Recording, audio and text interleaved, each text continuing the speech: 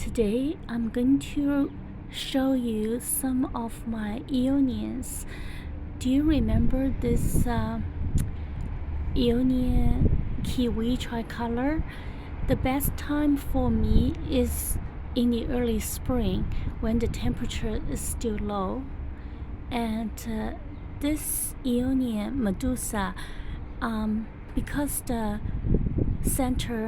top growth was trimmed, it has developed multiple growth. This is my Aeonium Mardi Gras.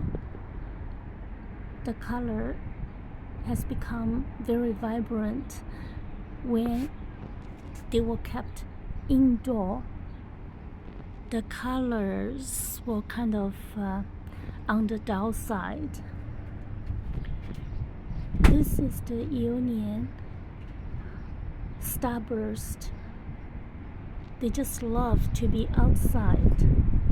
The colors are just very vibrant, very beautiful. This is my Aeonium Velour, and the head was also taken off. It was pruned to encourage multiple growth, and it is doing very well. And this is one of the heads which were trimmed. This one is Aeonium Halloween, or called a salad ball. The color can get a lot better. It is still in the process of transformation. This one, I forgot the name. It's kind of it can become very red as well. And this is Medusa, and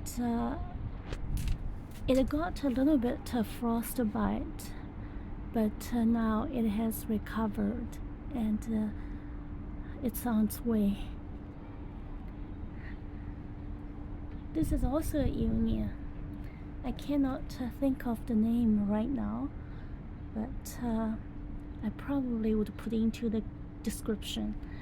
Alright, so today is the brief look at my Aeonium plants.